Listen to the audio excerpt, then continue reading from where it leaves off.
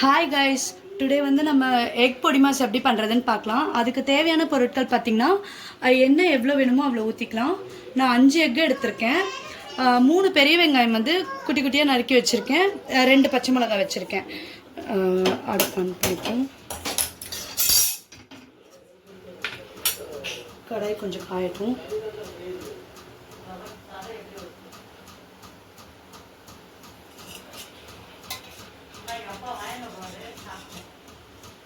கடாய் காஞ்சப்புறம் தேவையான அளவு ஆயில் சேர்த்துக்கலாம்.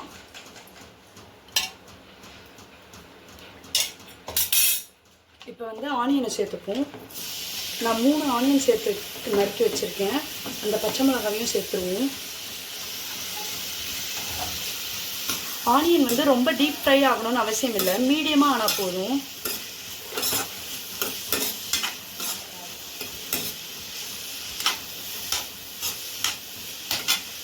ஆனியன் ஃப்ரை ஆகும்போதே நம்ம வந்து சால்ட்டு சேர்த்துக்கிட்டா ஆனியன் வந்து சீக்கிரமாக ஃப்ரை ஆகிடும்.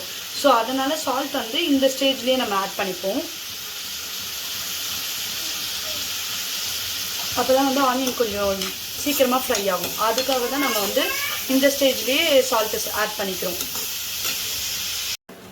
இப்போ ஆனியன் வந்து மீடியமாக ஃப்ரை ஆகிடுச்சு. இந்த ஸ்டேஜில் வந்து நம்ம கொஞ்சம் மஞ்சத்தூள் ஆட் பண்ணிப்போம்.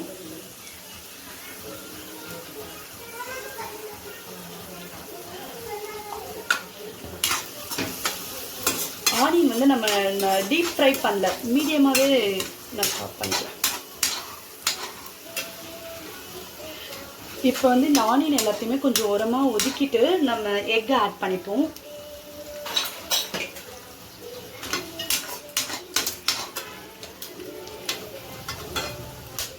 நான் வந்து ஒரு 5 எக் ஆட் பண்ணியிருக்கேன்.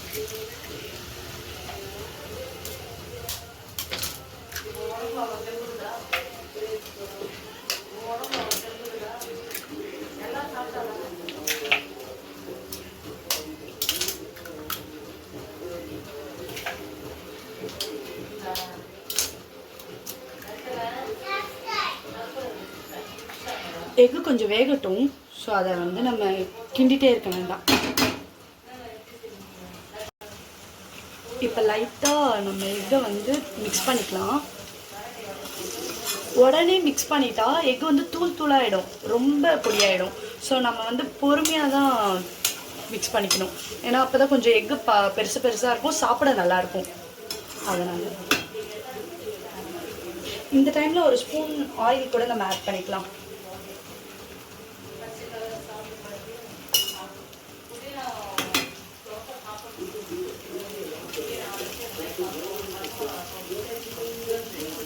நான் ஸ்டவ் வந்து ஹை ஃப்ளேமில் தான் வச்சுருக்கேன். ஏன்னா அப்போ தான் கொஞ்சம் எக்கு சீக்கிரமாக கொஞ்சம் வேகும். அதுக்காக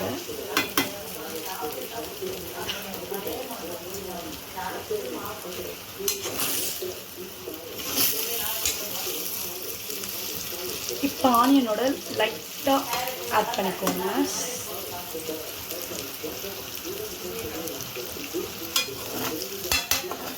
லைட்டாக சைடில் மட்டும் கலரி விடுங்க.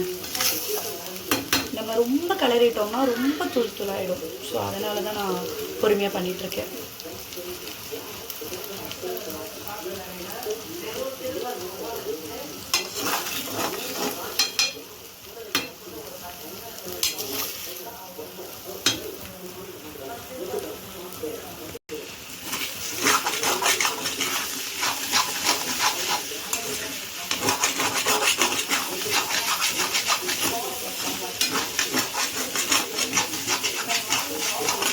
இப்போ நல்லா கிளறி விட்டுக்கோங்க. ஏன்னா எக்கு பார்த்திங்கன்னா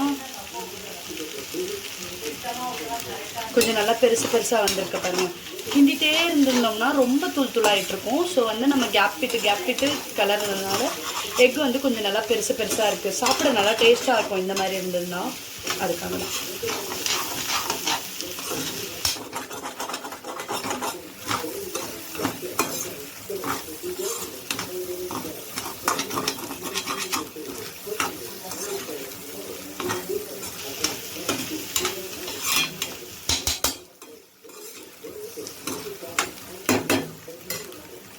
ஒரு 5 மினிட்ஸ் கலரிட்டு நம்ம இறக்கிடலாம். அவ்வளோதான், எக் பொடி மாஸ் ரெடி. இந்த மெத்தட் உங்களுக்கு பிடிச்சிருந்தா கண்டிப்பாக ட்ரை பண்ணுங்கள். இந்த டேஸ்ட் எப்படி இருக்குன்னு சொல்லிட்டு கமெண்ட் பண்ணுங்கள். Thank you guys. கைஸ் இப்போ நம்ம பொடி மாஸ் ரெடி ஆகிடுச்சு. இதில் கருவேப்பிலையை லாஸ்ட்டாக ஆட் பண்ணிப்போம். நான் கொஞ்சம் கட் பண்ணி போடுறேன், நீங்கள் வேணும்னா அப்படியே ஆட் பண்ணிக்கலாம். இப்போ நம்ம சாப்பிட போகிறோம். இந்த பொடி மாஸ் பார்த்தீங்கன்னா காரக்குழம்புக்கு, சாம்பாருக்கு, ரசத்துக்கு எல்லாத்துக்குமே நல்லாயிருக்கும். இன்றைக்கி எங்கள் வீட்டில் வந்து காரக்குழம்பு வச்சுருக்கோம். இந்த காரக்குழம்புக்கு ரொம்ப டேஸ்ட்டாக இருக்கும். சர்வ் பண்ணிடுவோம். White rice and kara kuzhambu and பொடி மாஸ். Thank you guys.